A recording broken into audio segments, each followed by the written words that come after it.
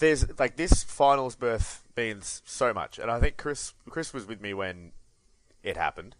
I was going a little bit crazy. I think I remember when Dean Kent kicked the goal to really seal the deal. I think I just flopped onto the ground and was a bit nervous, still shaking. It was great, but I wanted to run through I've got a bit of a list here, just a bit, so bear with me for a minute, of why this means so much to me and some of the shit that I've been through in the last 12 years.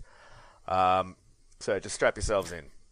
An airing of grievances. I've got a lot of problems with you people, and now you're going to hear about it. And by problems with you people, I mean my football team. So we've had so much debt. We've been selling home games to Darwin, Alice Springs, Brisbane, East Timor, Narnia. We've had tanking accusations. We've been fined $500,000 for tanking. We played without a major sponsor for the first few rounds of 2012. Calum Morton. Drafting players like Jimmy Tumpus, Lucas Cook, Jordan Gisbert, Sam Blees in the top 15 of the draft. Drafting Jack Watts. Actual schoolboy Jack Watts' debut game against actual men, getting murdered.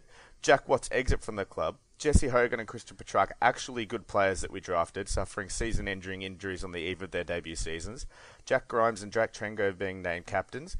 Jack Grimes being given the legendary number 31, worn by former greats Ron Barassi and Tom Scully. Jack Trengo's navicular injuries. The delisting of Jack Grimes. Tom Scully leaving to GWS.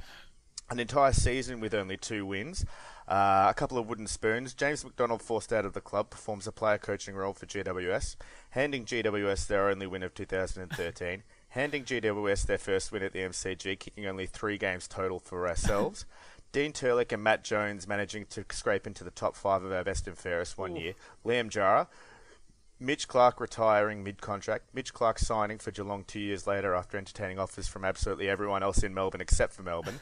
Chris Dawes leading our goal kicking with a grand total of 20, the lowest for a team since the 60s. Mitch Robinson's comments about Melbourne playing bruise-free footy. Losing to Carlton the next time we played them playing bruise-free footy. We've had 8 coaches since the last time we played finals. We averaged less than half a Friday night game a season in that time. Countless Sunday afternoon games with sub 15,000 people crowds. Those fucking collared jerseys we had. Being the first team to lose to Essendon after the drug saga. Having a sniff for finals in 2016 with 2 games to go. Proceeding to lose to Carlton, the only team shitter than us in the league at the time, the next week. Losing to Geelong the week after in Ruzzi's last game, serving him up his heaviest loss of his career. 148 loss to Essendon on my mate Billy's 18th birthday. A 30-goal loss to Geelong down in Geelong, the second biggest losing margin of all time. Mark Neeld surviving a board meeting regarding his future midweek. Melbourne proceeding to lose to Collingwood that weekend in an 83-point Queen's birthday thumping. Mark Neeld gets sacked. 16-game losing streak at Footy Park It ended because the venue shut down.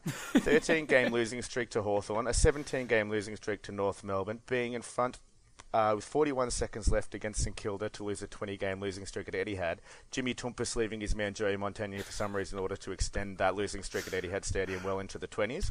Missing out on finals by the slimmest margin of all time. A media circus surrounding a player's revolt against the pre-season training camp this year. 10 100-point losses in a row before a 100-point win. The 2 losses to Geelong this year, being touted as mentally weak. The loss to St Kilda this year. Jack Viney's navicular injuries. Jesse Hogan's navicular injuries. And we'll get heavy for a minute. Jim Stein's diagnosis. Neil Danaher's diagnosis. Jim Stein's passing. Sean Wright's passing. Robert Flower's passing. Dean Bailey's passing. But the worst one of them all of the rancid, overused D-Day, Disaster, Demolition Day, despair headlines. And that's why it meant so much for me to be in the fucking finals. And if you ever mention, Chris, that you've been through more shit than me again, I will wring your goddamn neck. Oh, that was spectacular.